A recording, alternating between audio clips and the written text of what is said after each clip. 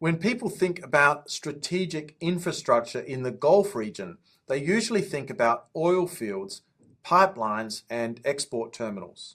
But one of the most critical systems supporting life and economic activity in the region is something far less visible, and that is desalination. Across much of the Gulf, fresh water is produced by removing salt from seawater. This process supports millions of people living in cities that would otherwise have extremely limited access to natural freshwater supplies.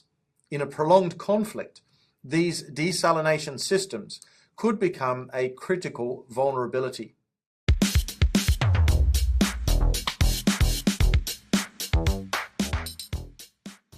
The Gulf region is one of the most water-scarce regions in the world. Natural freshwater resources are extremely limited, and groundwater reserves are often insufficient to support large populations.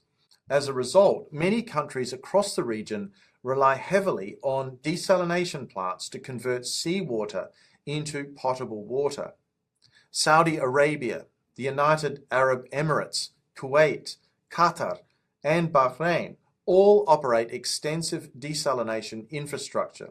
In some of these countries, desalination supplies the majority of the water used for drinking, for industry, and also for urban life. Without this infrastructure, modern cities in the Gulf would face severe water shortages.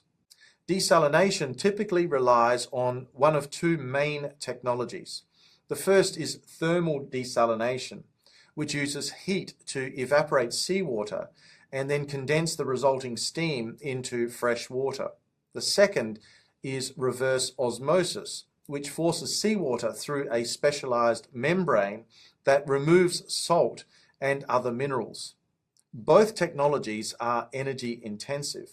This means desalination plants are closely integrated with power generation systems and electricity grids. As a result, water production, electricity generation, and industrial activity across the Gulf are deeply interconnected.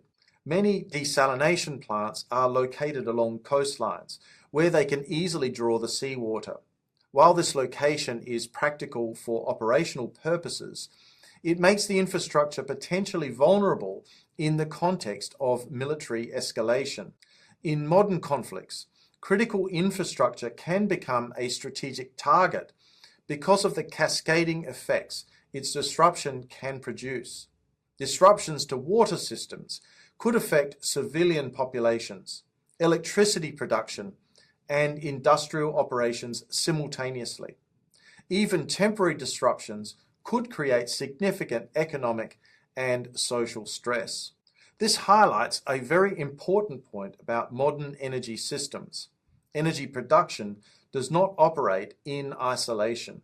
It depends on a network of supporting infrastructure that includes water supply, electricity grids, transportation systems, and also communications networks. When analysts focus exclusively on oil production facilities, they may overlook other components of the system that are equally essential to regional stability.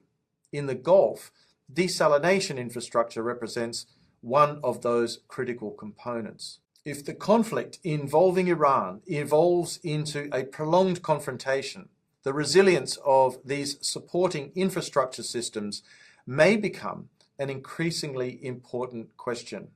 If you've enjoyed today's analysis, please click like and subscribe. And I look forward to seeing you again soon in the next installment of Climate Mundial. Bye for now.